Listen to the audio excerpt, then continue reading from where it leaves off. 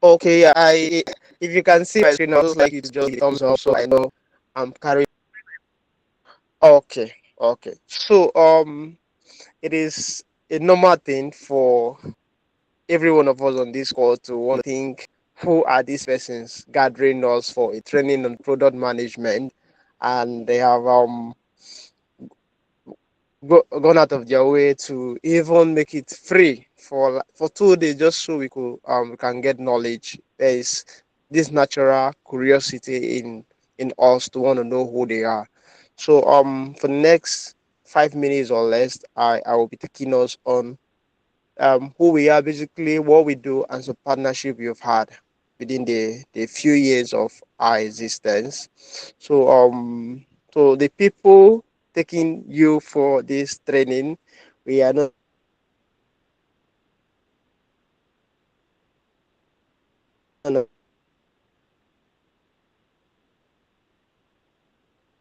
as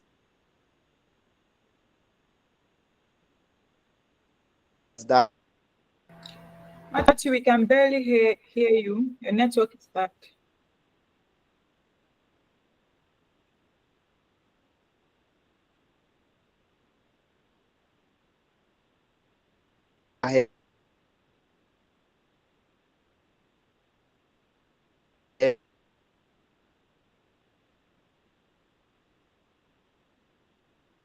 Consultant and techies. So who are we? I don't know. Is this better anyway? Yes, it is now. Is the network better now? Okay, okay, yeah. So I was saying, who are we? The hair consultant and techies started as a consulting firm for non-profit, social enterprises, corporate organizations, and private firm in 2016 in Kaduna, here in Nigeria. We were first registered with SMIDAN. The hair consultant have consulted for and worked with Leap Africa, based in that is in Lagos and Ghana. We've also worked with AfriLeap Academy and Land of Hope Global, Denmark, Lansing Community in the United States, that is Michigan, Plan International, Washington, D.C., Sunrise Youth Intervention Organization, based here in Calabar, among others. So, as a group of consultants, having noted the gap in technology, the company began educational technology training and adoption in 2018. Her first training sessions were held at Istrak Institute, Abuja, during the wake of the COVID-19 pandemic. The company went fully online and has since attended to over 18,000 students across 6 countries. In 2022, Dahel Techies was fully registered with Corporate Affairs Commission. This move enabled the company to get better exposure in Nigeria and the international community, not to mention a recognition by the United States Department of State and Department of Education through one of its founders.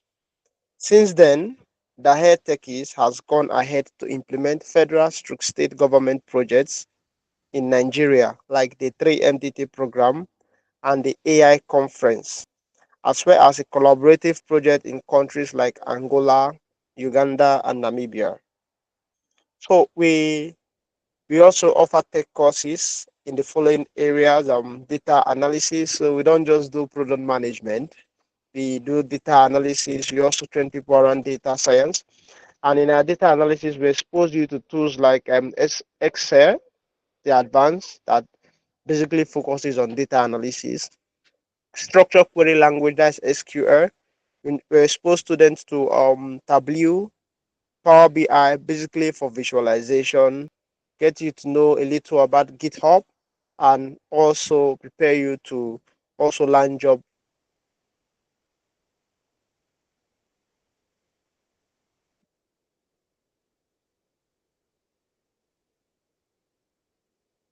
around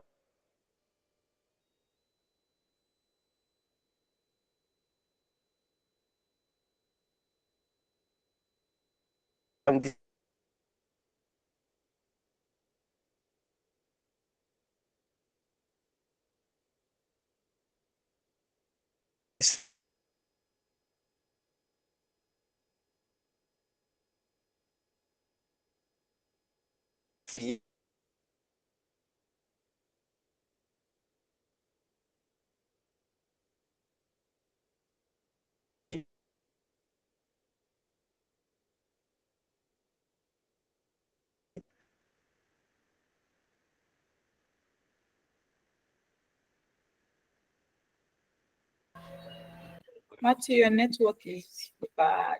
We can't hear you.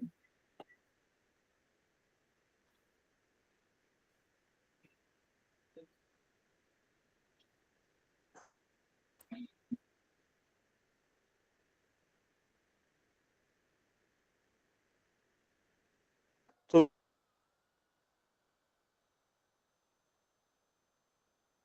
we,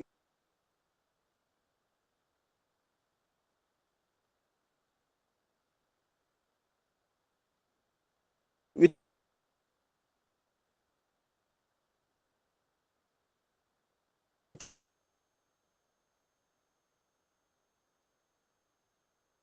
take it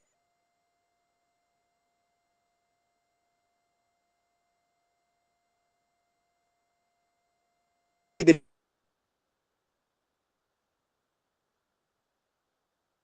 bit.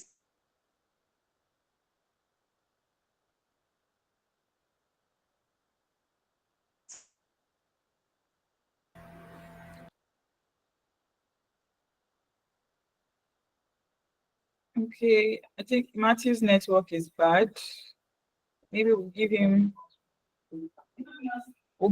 few minutes to come back and continue what he's doing, or should we I don't know if we should just get started. Let's just give him a few minutes. If he's not back, then we'll continue.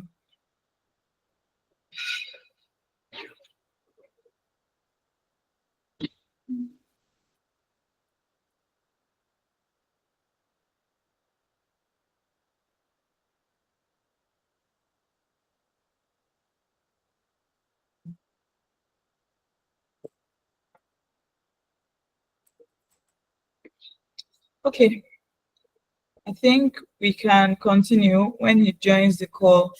When he joins the call, then he can continue with what he was saying so that we don't waste the time.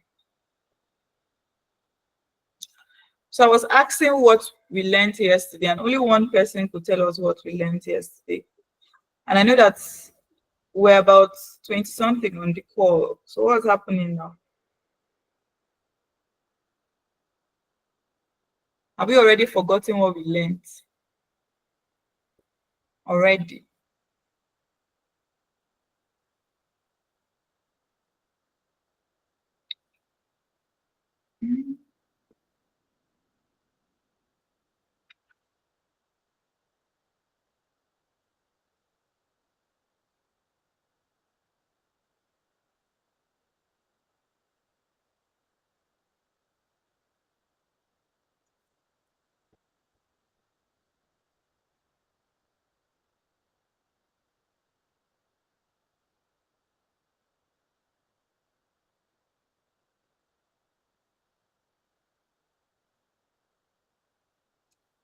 Okay, so I'm going to just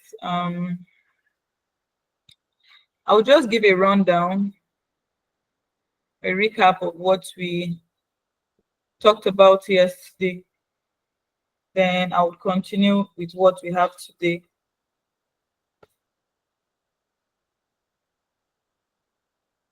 So I said we talked about what product management is all about. And we said that product management is basically like figuring out what to build, why what we want to build matters, and how to make it successful for both the users and the business. And we also talked about that a product manager helps to turn ideas into real things that solves problems for people while keeping the business happy. Okay.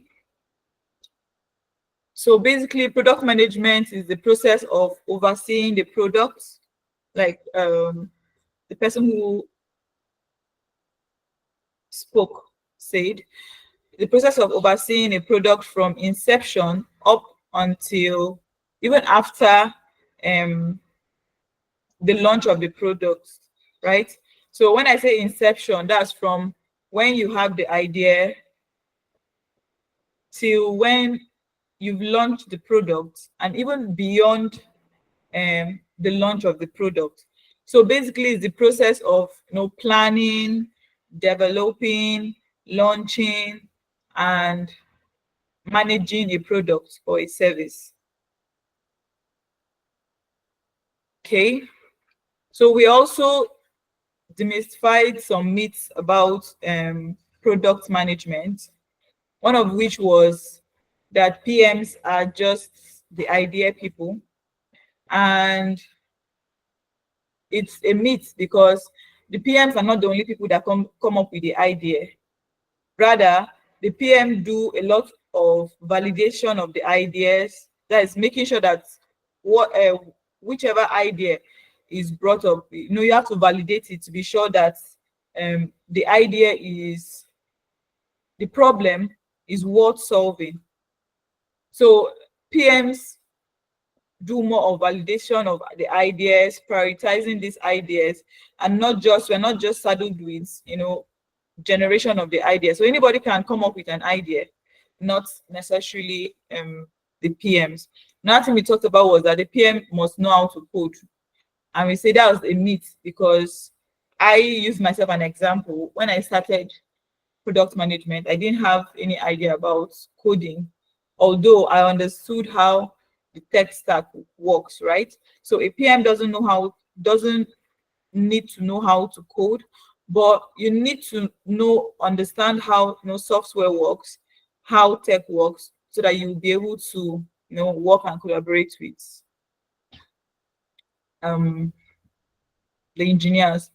I also mentioned that PM is not a project manager, right? I gave the differences between the PM and the project manager. I said the PM is more concerned with why are we doing this? What problem are we solving?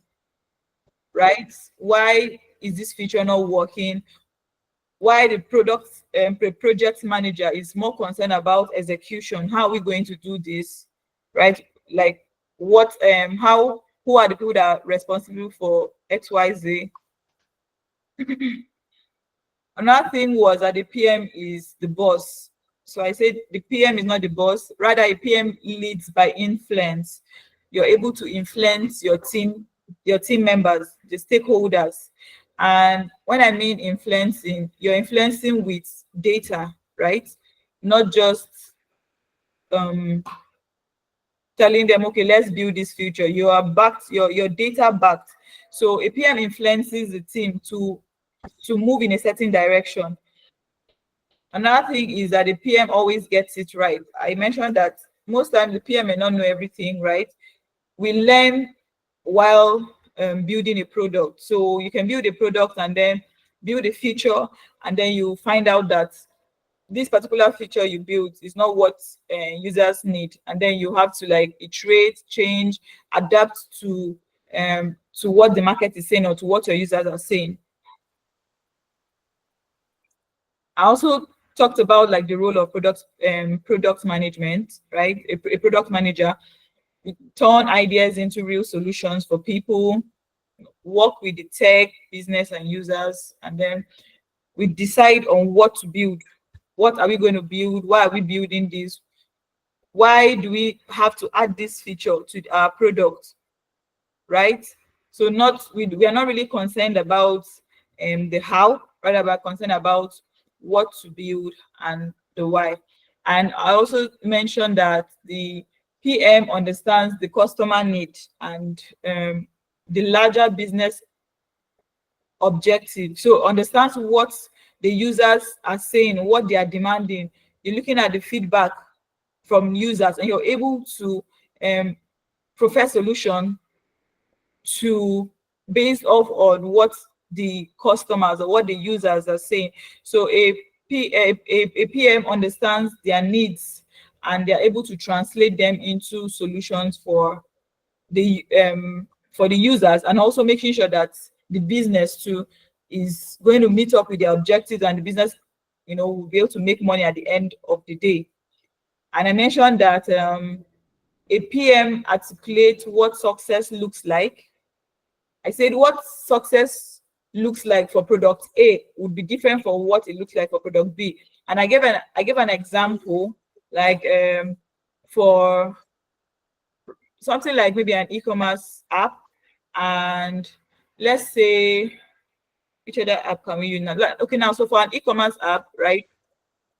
This what success will look like is maybe how many people are buying are buying from the website, how many people are adding to cart and completing payment. While for another app, maybe what they just want is how long are users staying on the app. That's like what success is for that particular app. Maybe if users come and they spend a lot of time on the website, it's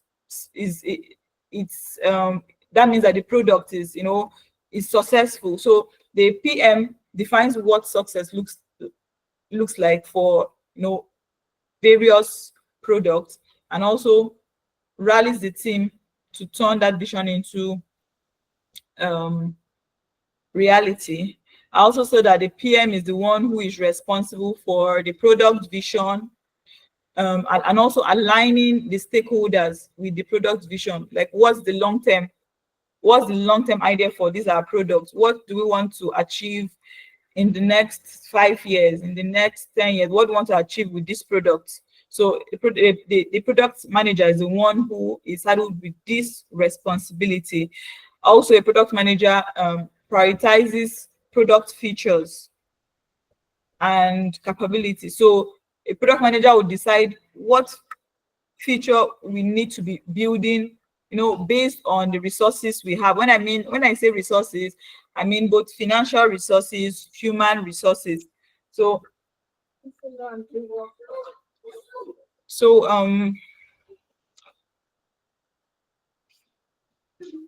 please 1 minute.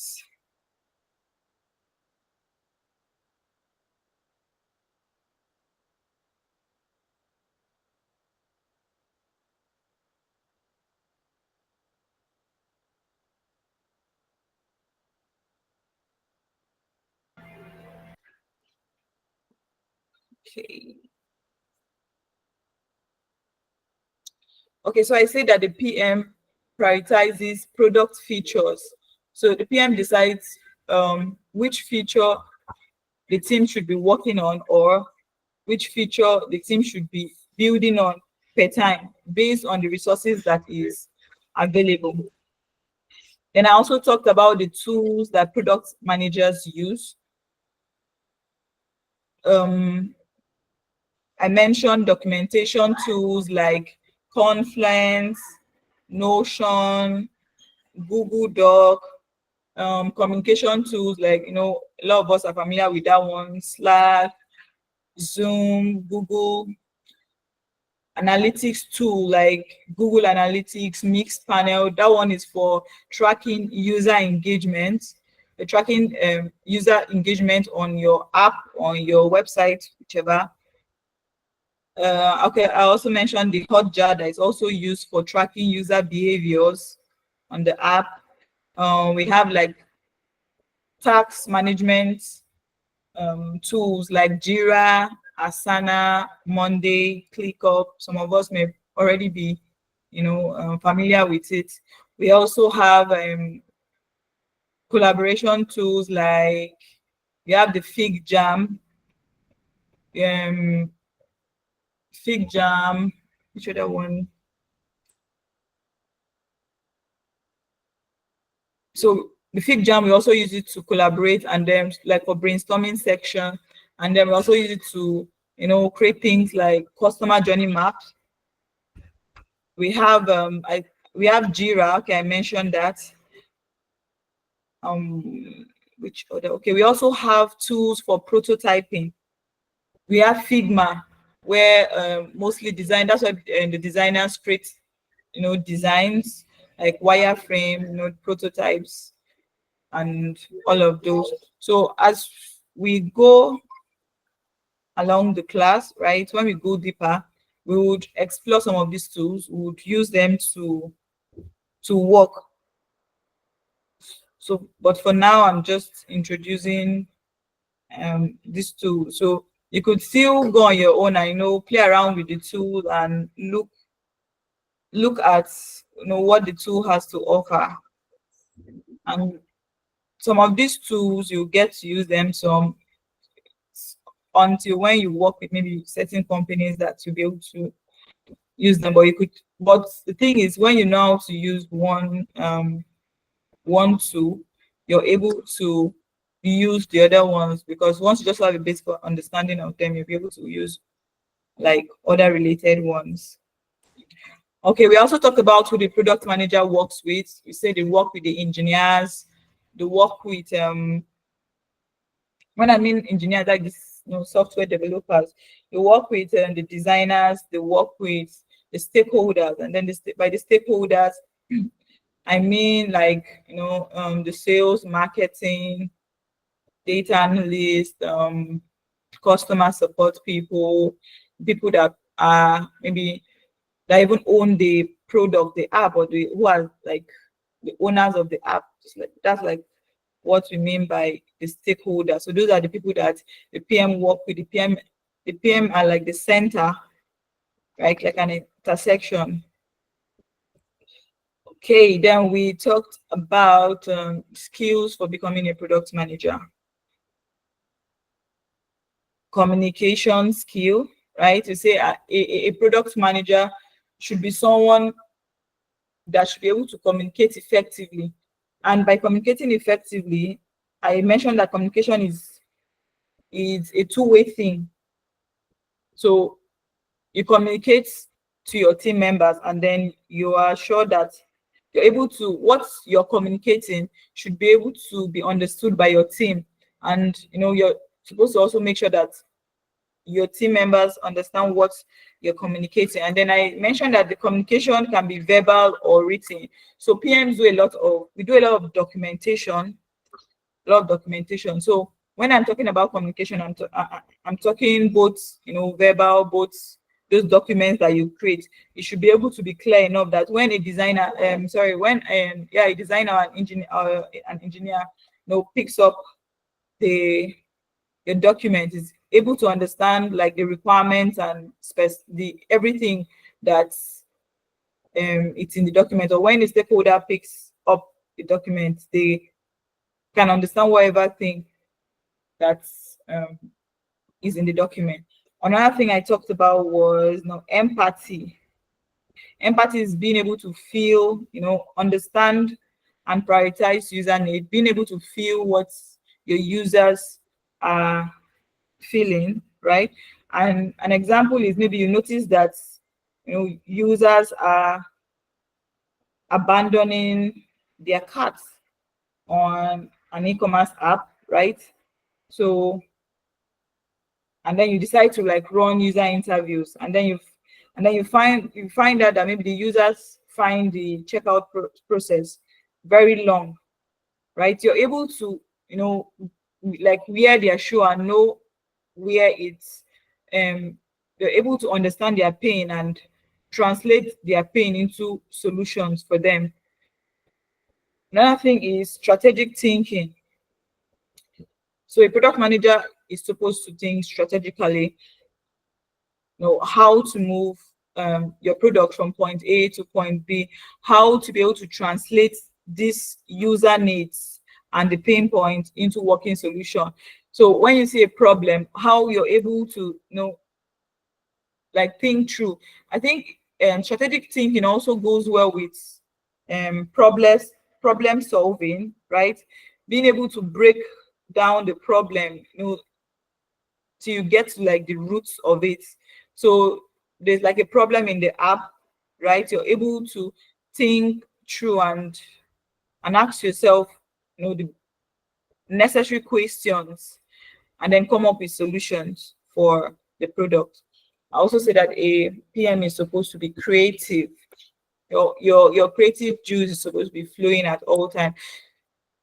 Like your ability to be able to come up with amazing features that that users will see and like, not just building stuff just for the sake of it, but wearing your creativity cap, and it's okay, let's and it cuts across both the user experience of the app. So if the product manager is someone who is very creative, you'll be able to build amazing products, that the user experience is great, that your users will like when they are using your app, when they are going through every stage. It's seamless and easy for them. Another one is the user-centric mindset. So you are supposed to be centered on the user. What's the user saying? What's the what are their needs? What are their pain points? So whatever thing you're building should be tailored to what your users or your customers are saying. So that's the meaning of user-centric mindset. If you're building something that your users are not interested in, that's not what they are requesting at that time, right?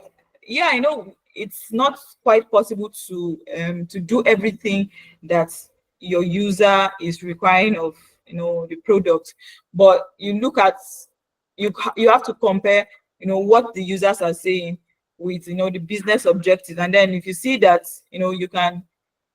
you're able to like marry the both of them. So you're seeing that based off on our roadmap, based off on what we want to achieve, we see that okay, what the users are asking from us, it will also help the business. Then we decide to go ahead with it. So that's what we mean by the user-centric mindset. So we also talked about analytical thinking. Analytical thinking that as PMs we work a lot with data. We don't just make decisions just because we feel like it. So we make decisions that are data backed. So your ability to be able to look at your data and analyze the data, and then make informed decision that is data backed. That's what um, analytical thinking is all about. Okay, so we talked about leadership skill. So I mentioned earlier on that the PM is not the boss, right? You don't boss people around, rather you lead people, and you lead the team by influence. You're able to influence them, you're able to make them see why we should work on this feature right now, or why we should be able to trade off this feature right now. You're able to work with the team by influencing them, not bossing them around, right? You're able to you know you're working with your stakeholders, you're working with your team members. So having good leadership skills as a PM will help you to be able to work across both stakeholders and both your team members. So technical acumen, yeah, your ability to be able to understand how software works, how the technical aspect, right? Have basic knowledge of how certain things work. Yeah, I know we say you don't have to code, to be a PM, but if you don't understand certain things, like the basics of certain things, you would not be able to collaborate effectively with the developers, right? Because you're not able to understand certain things that they are saying, or how certain things work.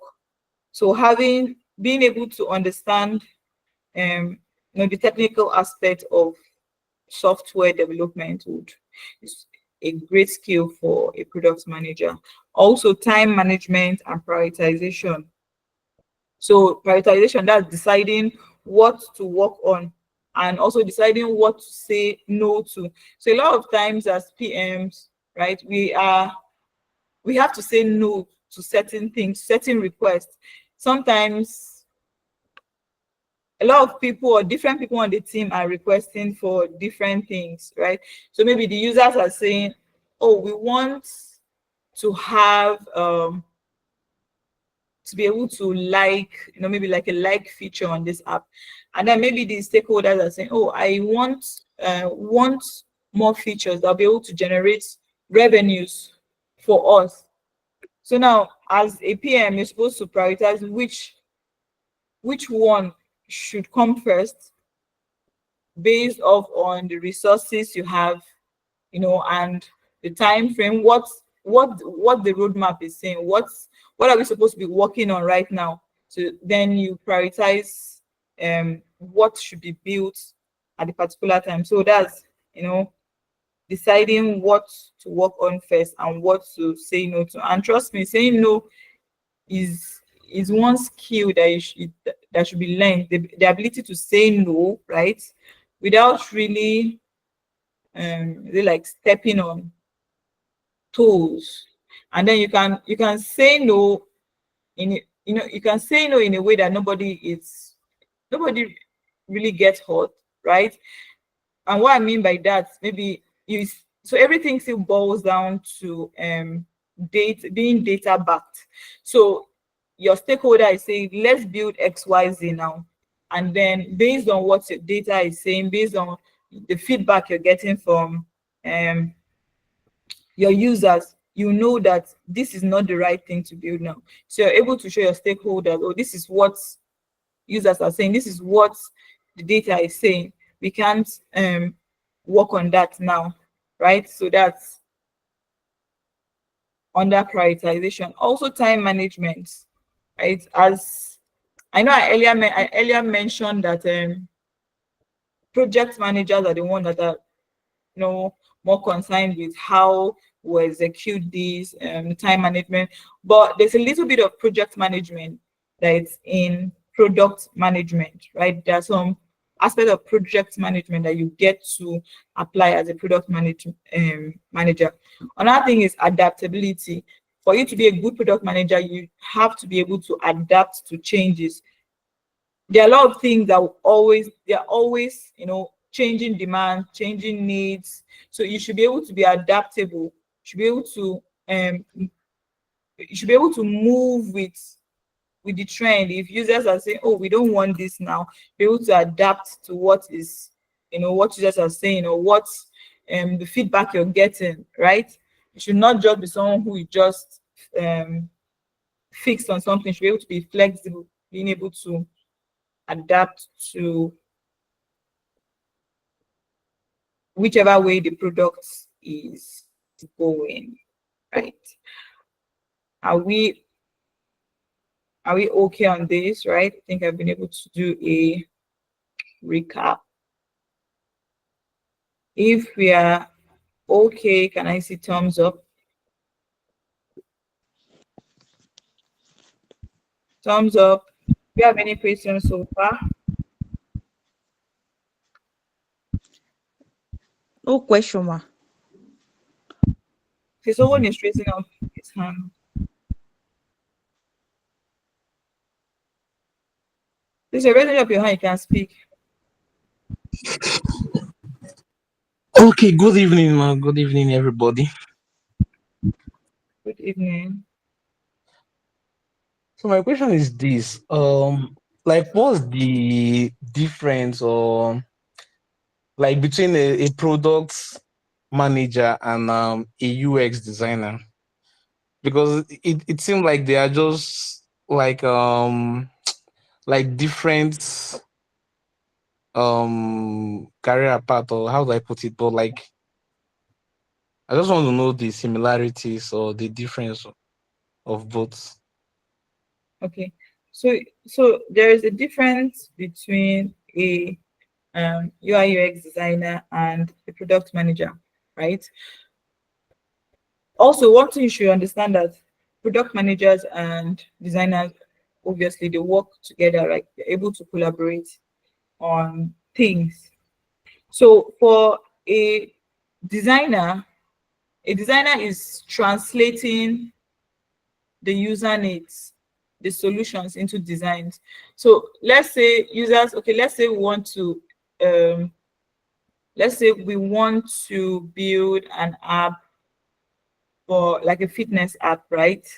And some of the solutions, some of the features we want to build, want users to be able to count their steps and all of those things. So the designer designs all these solutions, right? Making sure that design both the like create like the user experience, right? The user interface, user experience. So they're the ones that like design, that create the designs. The PM don't create the designs, but we review the designs that are created by the product designers, right? To be sure that the designs, maybe some of the design that they've created is actually solving the user need, like it's actually solving like a solution. It's like a solution to whatever the users are saying, right? So PMs create, the product designer create the designs, right? The user flow, while the PM work with the designers to review like the wireframe, the prototype, to be sure that end to end this is solving a problem, and it's being able to meet like the user needs. I don't know if I've been able to explain it to you. So no, they are not the same, but they work together. And a PM is also supposed to have an idea on how to design and how design works. It's supposed to understand design thinking and all of those. So yeah, I don't know if have I answered your question. Yeah, you have. Thank you so much. Okay. All right. So I move to the next slide.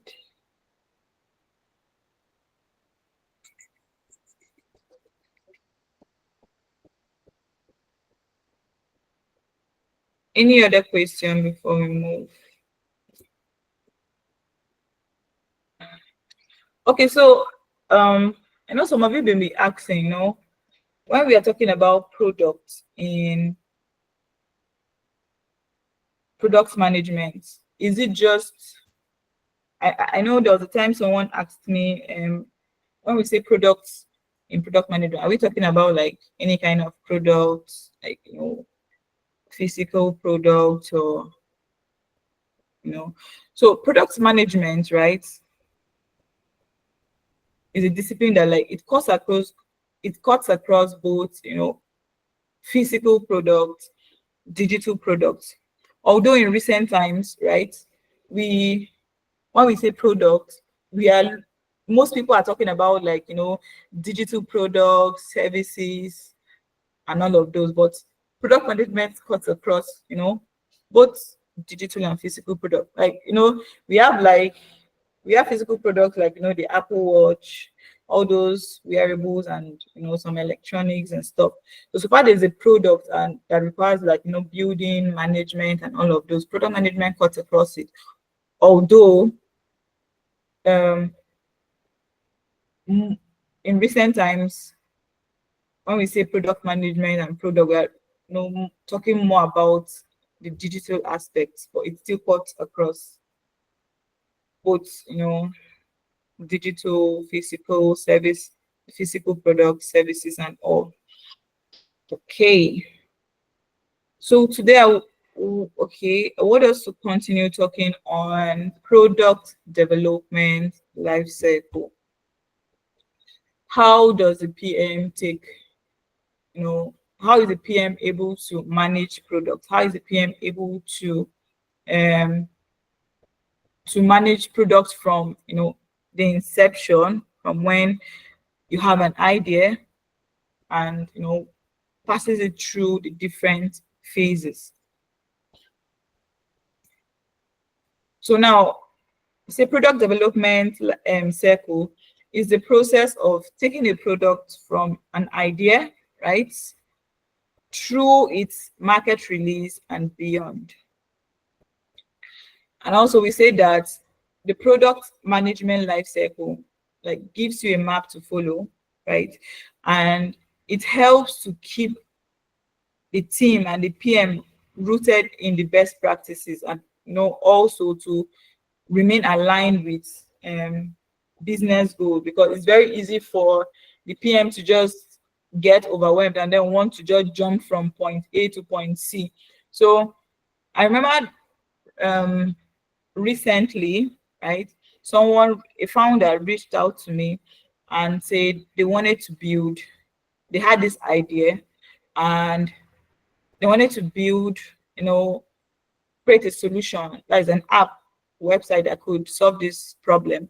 And so he just wanted us to just dive right into it. He has this idea, this is the problem I've found, so can you just mobilize developers and designers and let's get to work. And I have to tell the person, no, that's not how it works, right? There's a process of developing a product. We have to go through those phases, and going through those phases of product development will save you a lot of it will save you a lot of stress. You're not going to be wasting your resources, right? Because you can go ahead and jump, the validation stage, testing stage, just go straight. Let's just build. When we just build, we can now test, say, oh, if people like this app. And then you'll find out that nobody actually wants this, your solution, or this your app. It's really not this problem that you think is a problem. It is not problem enough. If there's anything like that, the problem is not problem enough. So you don't have a market for, you don't have people who are using your product. So you wasted your time, wasted your resources, and wasted everything. So that's why it's important for the product manager to be able to take the product through the product development life cycle. So now there are 7 steps in the product development life cycle. And the first one is develop the idea. This is where people or the team come up with an idea, right? So this is like the brainstorming stage. People, a lot of us, I know, have been in a situation whereby we see certain things and we're like, oh, this is a problem. I wish we can solve this problem, right? So this is where you're like, this at this stage, like development of the idea, this is where you're coming up with ideas. Oh, we noticed that there are a lot of people that are based in our society. Can we help people to be able to stay on track? Oh, I noticed that there are a lot of people that what do you call it, 9 to 5 people, workers, right? People that work 9 to 5, they're very busy, so they find it very difficult to even do their, maybe make their meals or shop for their meals or do their meal planning. That's like an idea. We are brainstorming, we are coming up with ideas. That person can say, oh, I found out that it's difficult for people to get connected to doctors when they are ill. Some people may not know which, may not be able to reach, a doctor when they want to. So let's, find a way to, to solve that problem. So this is a stage where you're developing ideas. You're coming up with ideas, right? So the team comes up with, during this phase, the team would generally come up with several ideas. So now you've come up with several of these ideas. Are you going to just, okay, so this idea sounds really amazing. So are we just going to start working on all of these amazing ideas? No. What we do is we have to validate the idea. So this takes us to the step 2, validating of the idea. I would like us to like come up with like some ideas, or some of us may have just stayed and we have certain ideas or problems that we've seen like in the society or in our community or something. So I want us to come up with like some ideas. The floor is open, we can talk. So maybe whatever idea you come up with, we can, build up on it using this product development cycle. I want the class to be interactive. We are very quiet. So please, someone can speak. So I want us to generate ideas, come up with ideas. You can speak. I can't see who is raising their hand, so you can speak. Okay. Greetings once again. This is Excel. So Okay. there's this idea that has always been in my head, and one of the reasons why it like started popping up in my head was, when I was searching for an accommodation, and the whole rigorous process of meeting up with agents, and them taking you to all walks of life, and all of that. So at some point, I was just wondering that if there could be, like an app where you just access and you see, okay, like available accommodations within so and so areas, like it could just be managed by an agency. So maybe this agency might just have a group of agents who will be giving them informations. So maybe they will just like pay them off, maybe off stage, but for the users themselves, you don't necessarily need to meet these agents. You just have to, go to the website. Okay, I'm looking for so and so apartment around the Ikeja, and this is that, and you know, so Okay. that's just like. Yeah, thank you for that. That's an amazing idea. Can someone else share an idea or their idea? Someone else come up. An idea that may have been in your mind, something. We're trying to generate ideas, right? So we're making this session very practical so that you see how we move through, the development life cycle. Someone else, someone else, someone else.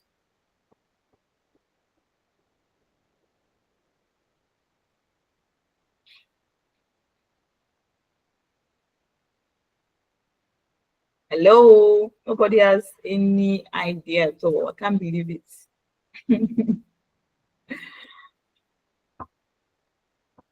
Somebody should speak now.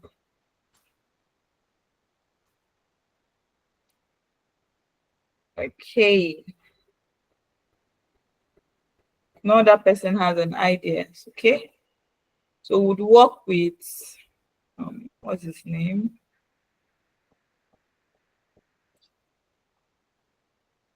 What's his name? So work with Ifani's idea, right? Say connecting agents, as in connecting people with agents who are looking for houses, right? That's the idea. Okay. So now the next thing we are going to do, so we've come up with this idea of, being able to connect people that are, looking for houses and stuff with agents. Please go ahead and speak if you're raising your hand up.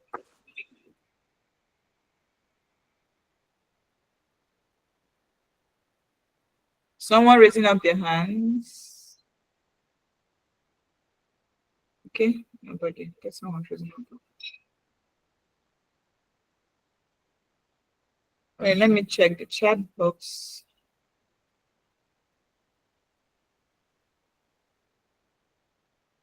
Okay, someone said create a solution for easy access to getting prepaid meter. Okay, nice idea. Does someone else want to also give us another idea, generate an idea before we move?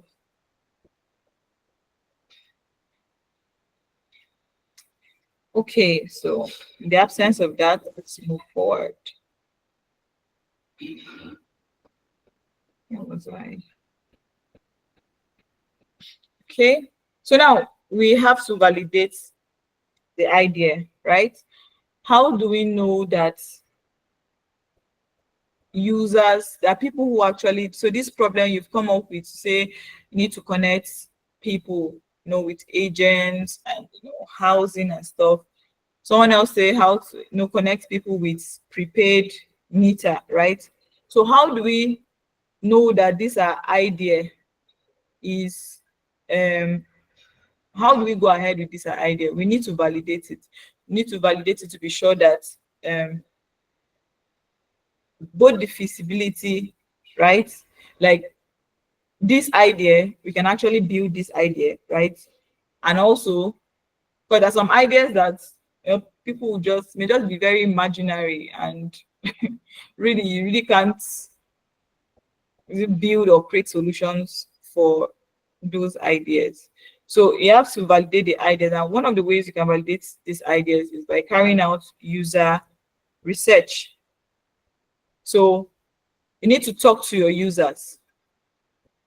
And so right now, we said the idea is we're looking for, so we want to connect, is it people that are house hunting with agents, right? So now almost everybody, so who are going to be the users for this kind of idea, right?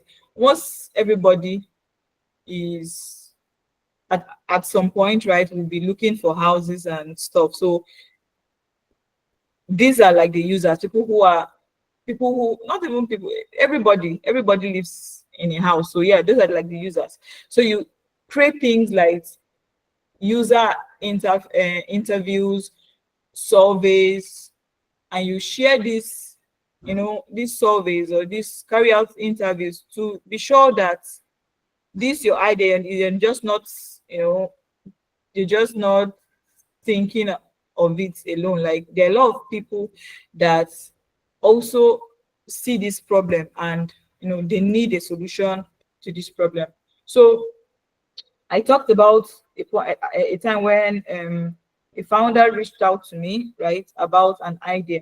And so one of the things that we did was we sat down, and then I told the person that we had to validate this idea. So we created like a survey, and we sent out the survey. And then one thing that you need to be sure of is that when you're creating this, you want to carry out this user interview or this service, you need to be sure that the questions you're asking your users, right, you'll be able to get enough data or enough information to tell you that, okay, this your idea, to be able to validate this your idea, right?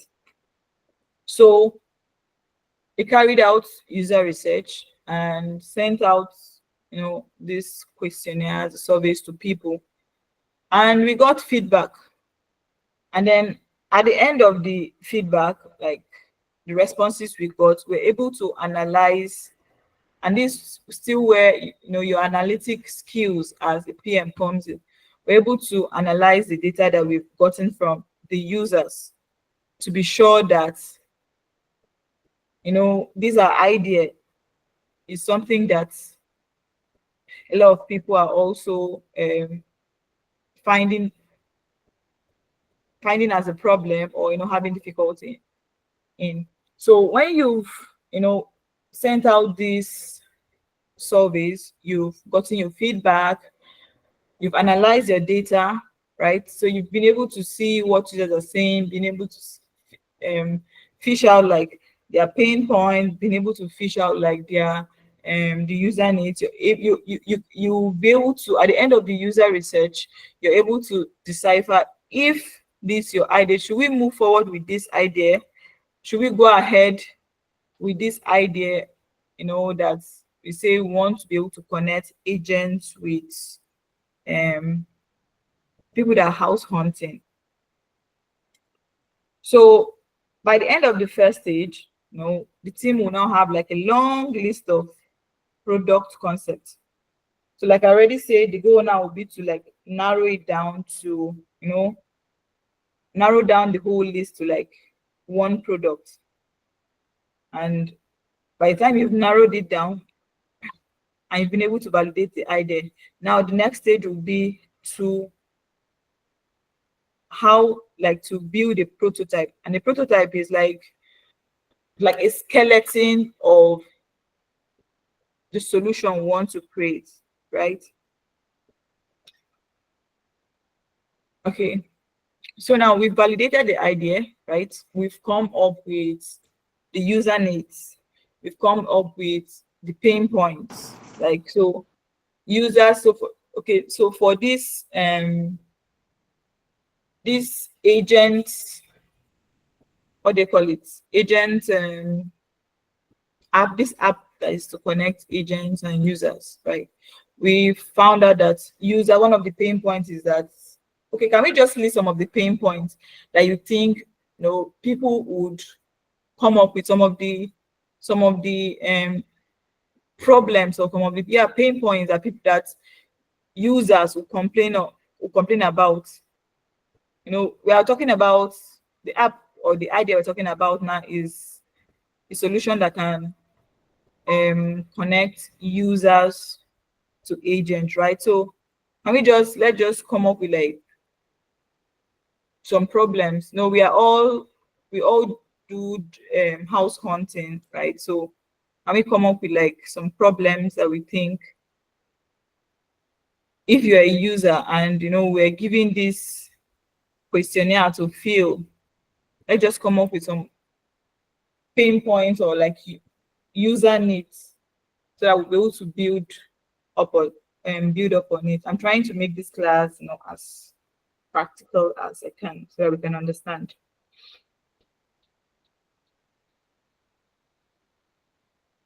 You can speak.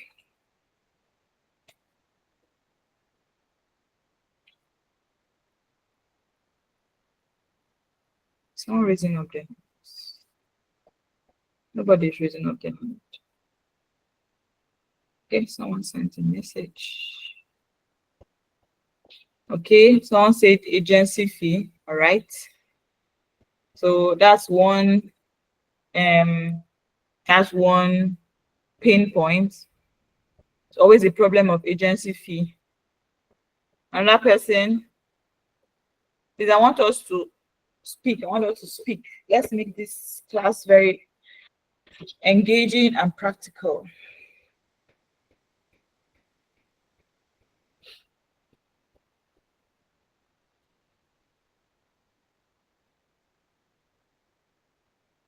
Yeah. I don't know if we understood the question I'm asking. Did we?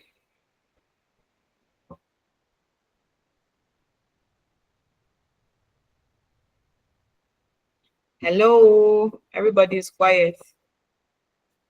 Or are we even understanding what I'm saying? Should I go back to development of the idea? Are we understanding?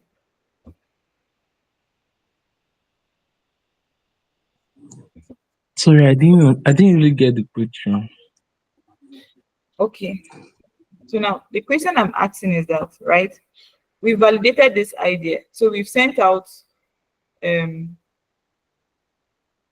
what they call it, user interviews or surveys. We've carried out user interviews, we've done surveys, we've sent it out to users. And guys, we are trying to validate the idea. So, and they've come up with like some pain points. So now I'm trying to tell us to come up with these pain points. Let's assume that we are these users, and this idea we're talking about is something that is common to like all of us, like the idea of looking for a house and no agents and all of those. So what are some of the problems that as a user you would want to be solved? So someone has mentioned agency fee. Okay, Priska, you can speak.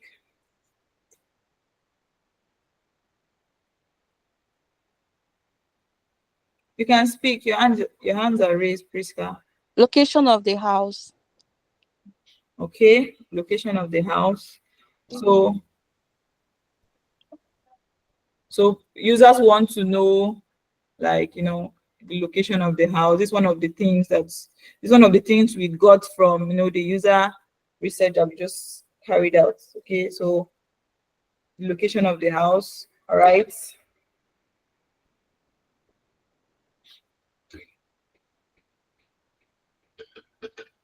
waiting for us to talk.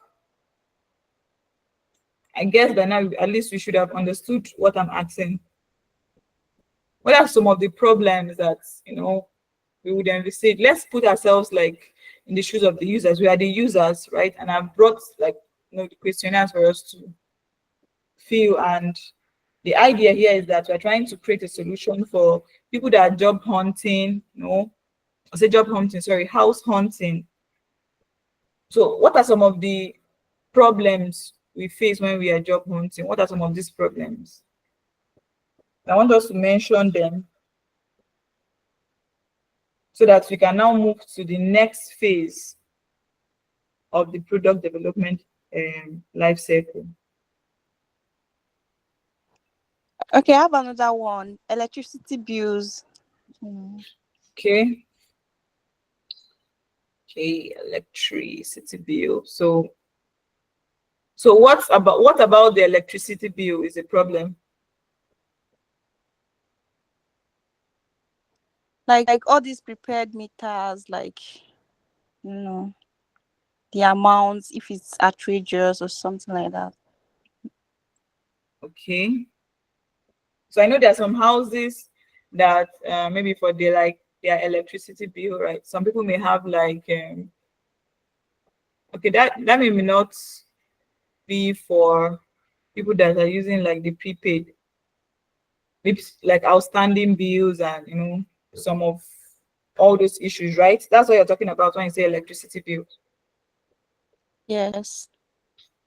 Okay, someone else. Okay, people say the stress of going for several house inspection and having to pay for inspection fee for every house inspected. Okay, yeah, that's a problem. Okay, another person said legal fee.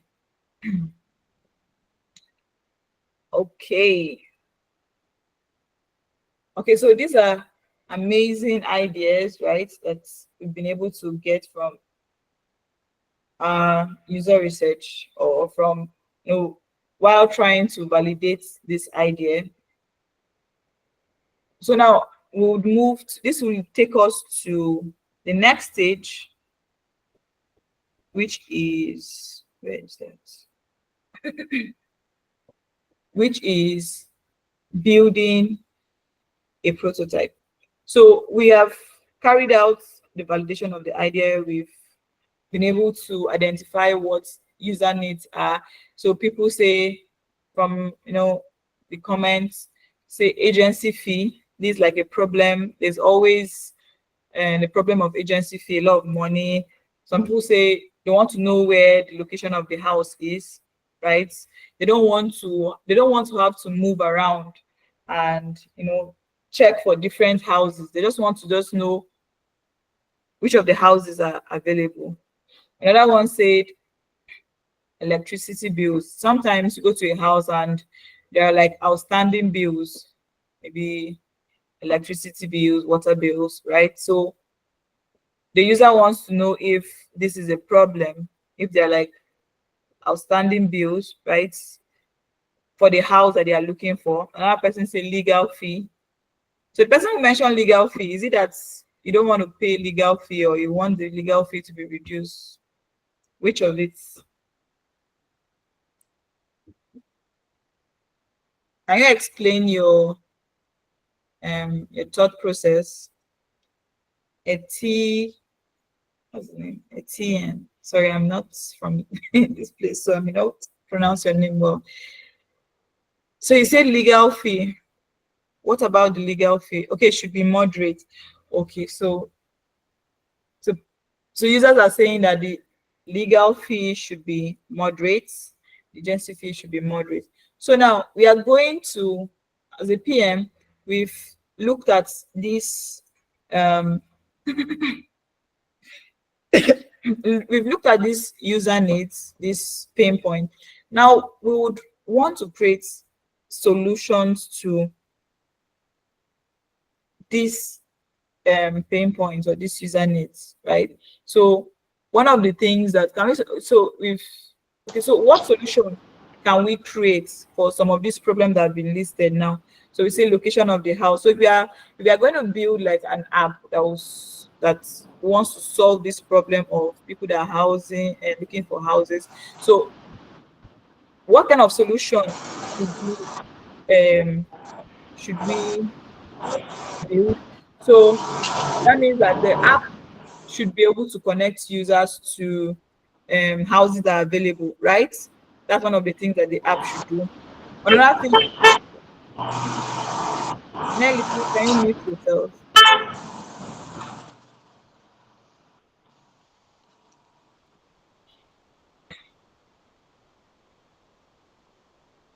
Mute, mute, mute.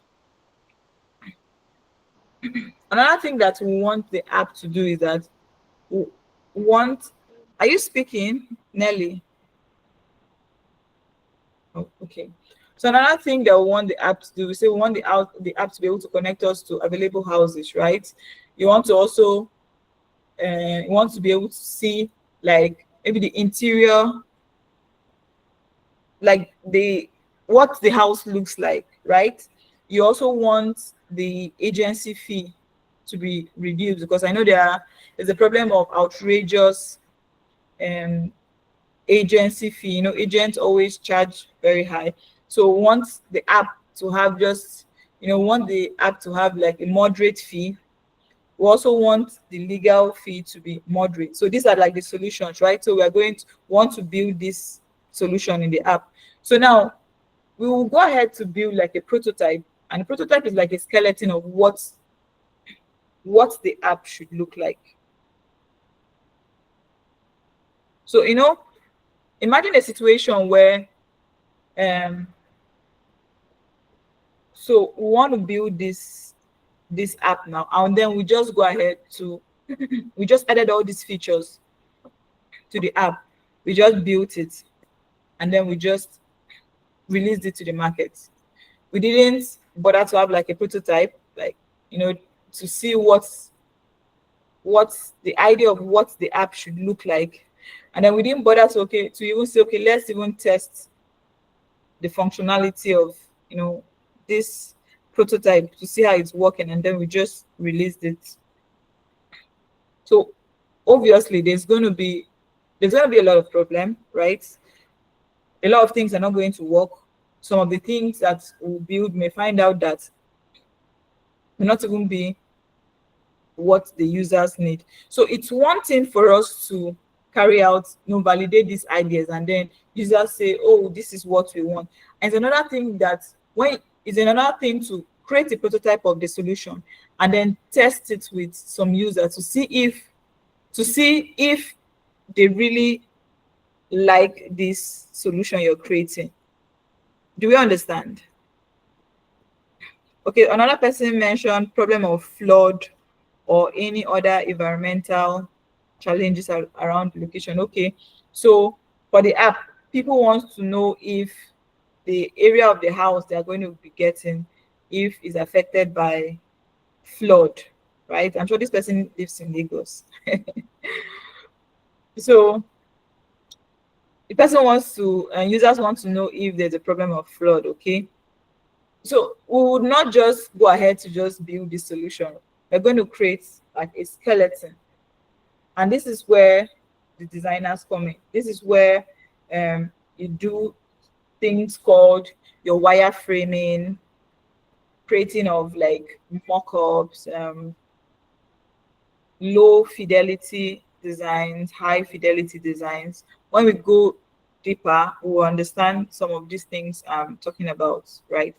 So this is where we build like prototype of the solution we want to create to know if so we are able to test like the functionalities of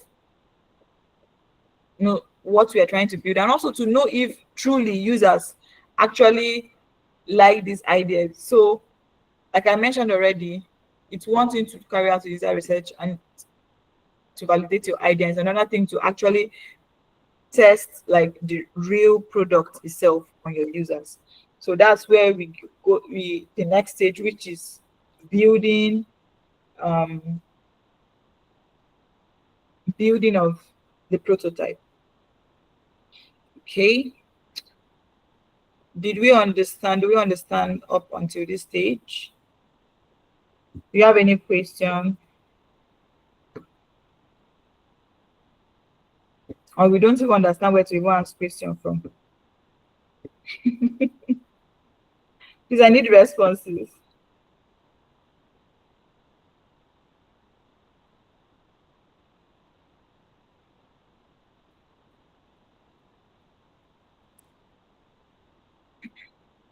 Okay, so if you understand, can we give thumbs up?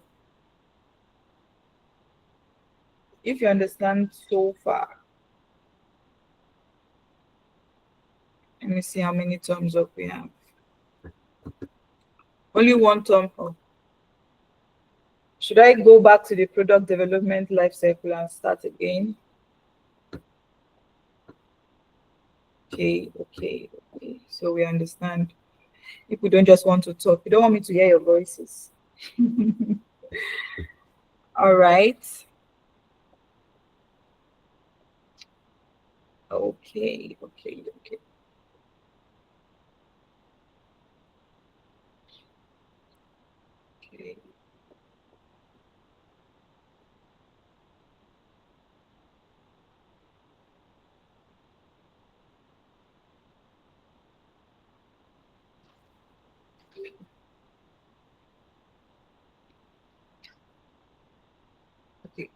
So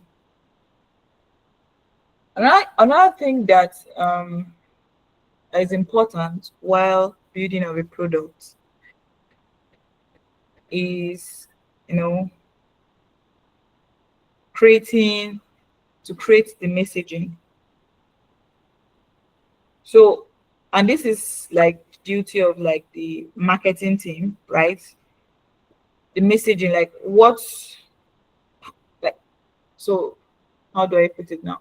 How do you want your users to, how do you want to introduce your product to your users? What messaging, what's the messaging like? What messaging do you want to share with your users that's about your product, right? So this includes, when I talk about creating of the messaging, right, it includes like developing the product value proposition, right? What's so unique about this product that we are building, right? So that's where you have like the creating the messaging. And most time the product manager will work to collaborate with like the, the marketing department to create the messaging. But this happens if you work in maybe very big companies. But if you're working with like startup, product manager will be the one to like create the messaging, right? The messaging, um the messaging is, sorry, just lost my thought process. The messaging includes developing the product and value proposition, so creating tools and materials for like the sales department, building marketing and advert- advertising campaigns. So the marketing team can work on like the product market messaging and also the material simultaneously, while the products, while we are building like the prototype for the product, right? So it's like it's a teamwork, so everybody is doing their own bit. So we are creating the messaging for this product. What, when users pick our product, what is that unique thing that we want them to know that okay, our product is solving for them?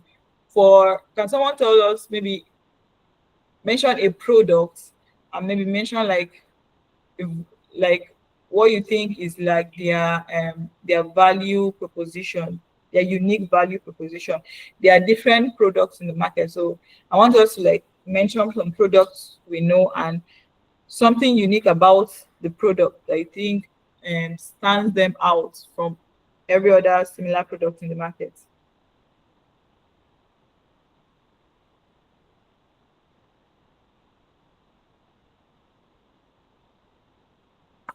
Hello. Did you understand my question? We all use products, right? So I want us to mention like products that there are different products that we use. So a product, and then mention like something I think is unique about um the product. What's like their unique value proposition or their unique selling points? Okay. For me, I would say OP. Okay. So, one of the unique selling point of OP is the fact that it's very easy to use. Yeah. Then, secondly, they have this feature that when you copy like a digit on your clipboard, like outside the app, you copy the number outside the app. Now, immediately you log on to the app. Let's say you want to transfer money to someone, you will notice that they're already suggesting that do you want to paste this Mm, particular digit you copied. So yeah. like, do you want to make a transfer to this number that you just copied on your clipboard? So like, I don't know how they did it, but it just makes it so seamless. You don't need to start pasting again. So Mm, the number is already there. So you just do your thing and leave. thank you for that. Another person, another person, another person.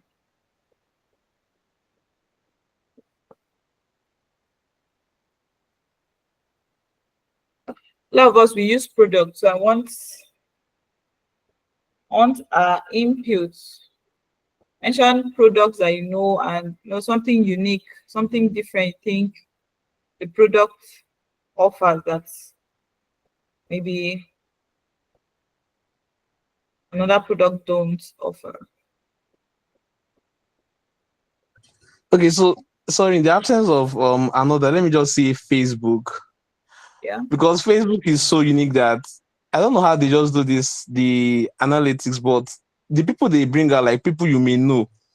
You might just meet someone for the first time today, like maybe you guys just exchange contact or you just had a handshake, and then you go to your profile and they're already bringing this person out as persons you might know. I don't know how they do it, but it's so unique of Facebook. Okay, thank you, thank you, thank you. Teams is only fine that is in this slide. There are just particular people that are talking. I want to hear from someone else.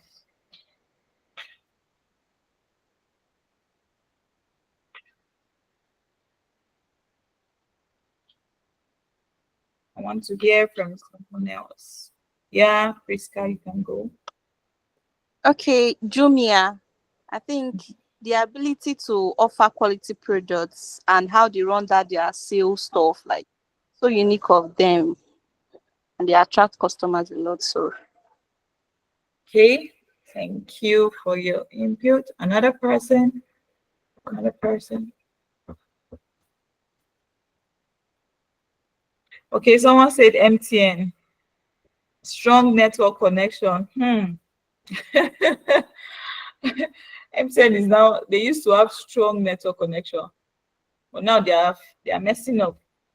So I don't even know if we should say that's still their unique selling point. There was a time when they were known for that. Okay, but that is a nice one. More, more, more. I'm waiting for more inputs.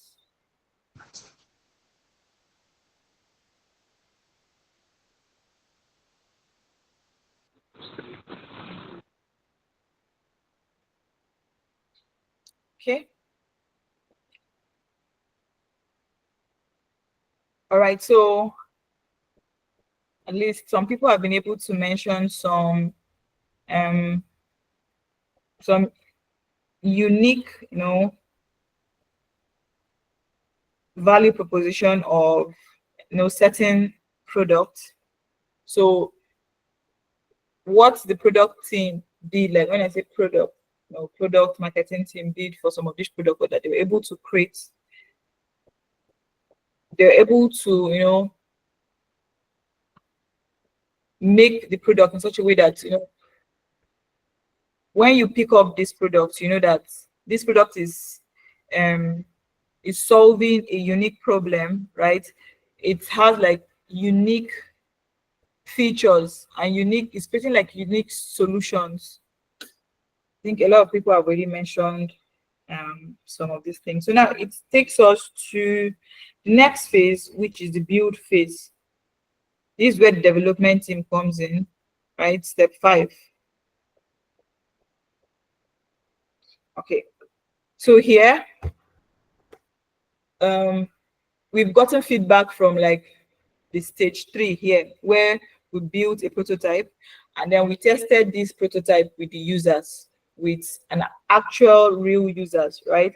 So we've gathered feedback from the prototype and the mock-up, and the design team have probably adjusted some of their designs based off on the feedback that they've gotten from the users. So now those iterations have been made. Now the development will go ahead to like build on the product,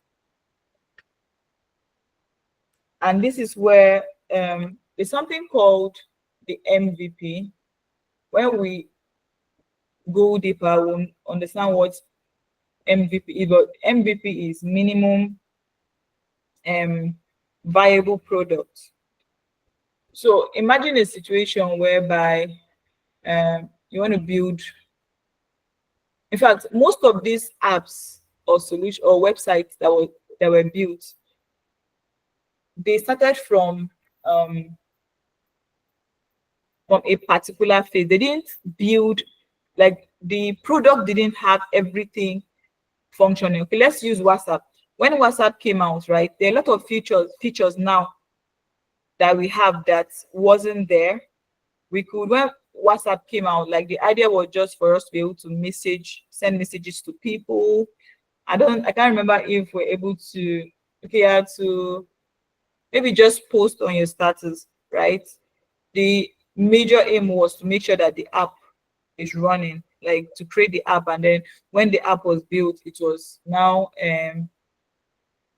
improved upon. So we started adding a lot of features and stuff. So at stage 5, where the development team now start building on the product, the team build on something called the MVP. That's the minimum viable product, which is the minimum level that the product should be to be able to be functional. Sorry, just give me a minute. I need to open the door for someone.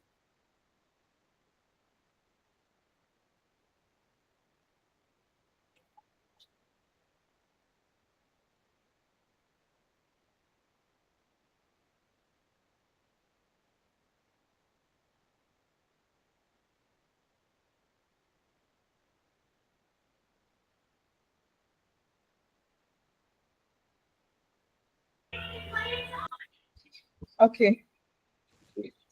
Okay, so where was I? Okay, I'm gonna make the class here. It's okay.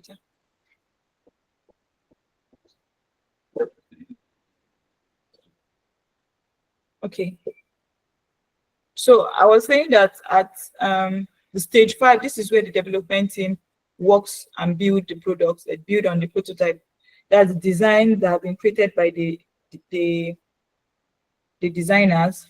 This is where they start building the product. And I mentioned that you don't just build like everything 100%, right? You build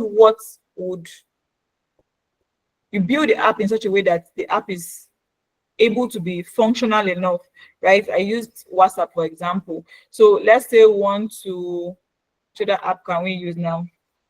Okay, so let's maybe say we want to build like this agents, this house hunting app, right? So we'll build it in such a way that, okay, so for the first stage, right, the app will just, users will just be able to see houses, be able to find houses that are available, and be able to pay their agency fee on the app, and that's just it, right? That's what I mean by like an MVP, like the least version of the app. So the product team or the development team will build like an MVP for this product, and then release this product. No, first of all, when they build this product, before releasing it, right, they will test this product with a particular set of users. They call them maybe beta, the beta phase, right? It will just a particular, I don't know if people have used like some apps where you see that they say, oh, this app is still in the beta phase, like it's still like developing. So the app is just released to certain users, and that is to test whatever thing is being built. So in product development, there's a lot of testing.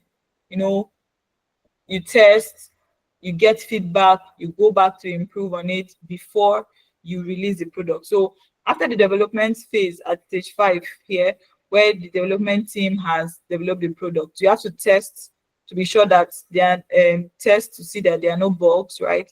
The product is functional, people are able to use this product.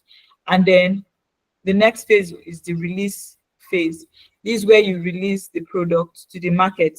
So you've built on it, you've tested the product to see that the product is functional, people can use the app, and then you now get feedback from users, and then you release the product. So after releasing the product, as a PM, there's still going to be, that's not the end of the development cycle. I remember I said that product development is like a loop, it's like a circle, right? So after the product is released, you want to improve on the product, and the only way you can improve on the product is by getting feedback. You're now watching how users are using your app after you've released it. You're watching, you're checking, okay, so now for this house hunting app that we say we want to build, so we've released the app, right? We're not going to watch to see, oh, are users able to are users able to sign into the app seamlessly, right? If users are finding difficult, how can we improve this particular process? Are they able to find locations of available houses, right? Okay, if they are able to find, what difficulty are they finding, and what difficulty do they have being able to work to use this particular feature of finding the location of the house that are available. So after release of the product, you're finding ways to improve the product. You may find that users are saying, oh, this particular feature is not working. So now you have to improve on it. And so it's like a loop. You keep getting feedback from your users, right? Then from the feedback, you go back to, it's like you go back to the circle again. You go back to work on this feature. So maybe you find out that, oh, this particular feature, it's not, users don't even use this feature.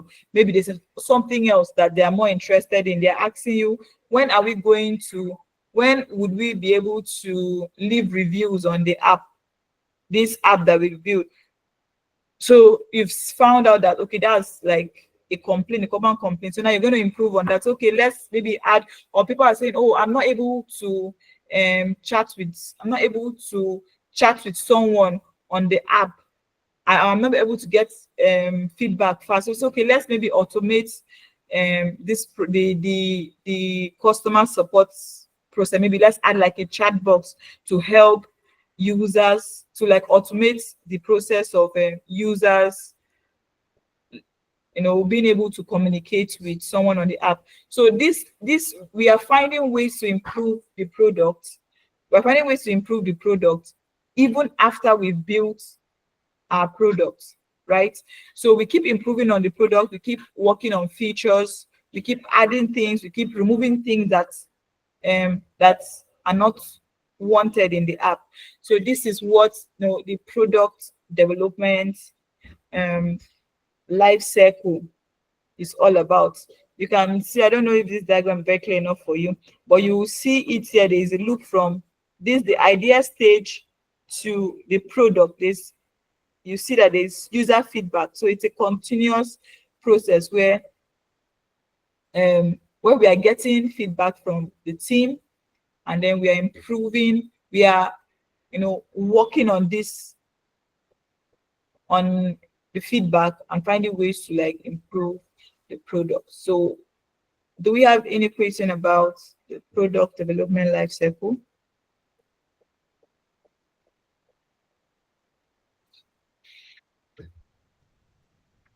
So did we understand? Did you understand the product development life cycle? We don't even know where to start asking questions from. If you're in that shoe, let me know.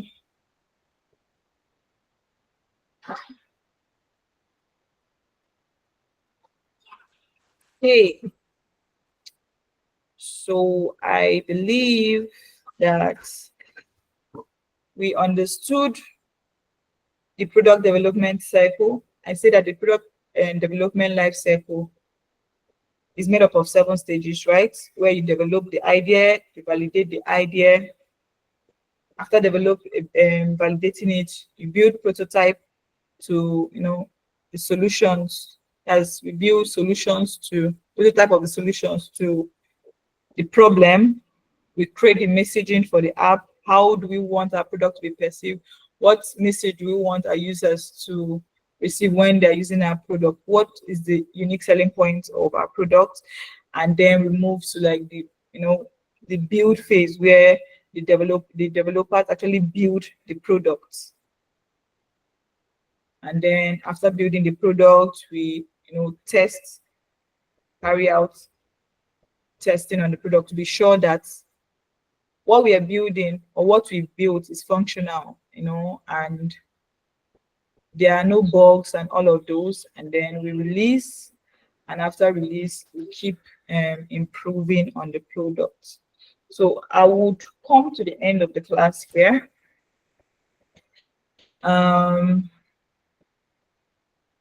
Nobody is asking any question.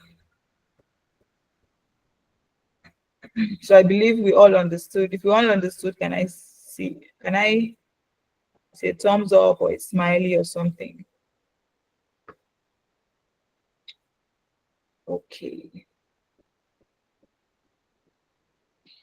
Okay, so today we'll come to an end of the free class. So basically we did this to introduce what product management is about. And today I went a little deeper by telling us about the product development lifecycle. So for those who want to like move forward, I think information will be shared on the WhatsApp group. Want to move forward with the product management class to be for a little fee. So if we have any question as regards that, the class, I think the WhatsApp group will be opened for questions, and the recording of the class and the slides will be shared too. So any other question?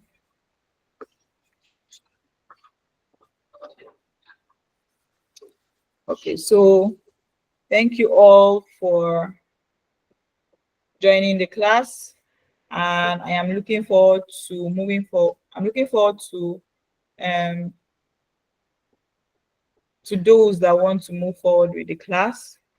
Looking forward to engaging us and moving forward. All right, thank you all, and enjoy the rest of your evening. Thank you. I hope you learned something. If you learned something, I hope you learned something. Okay. Yes, so thank you too. All right.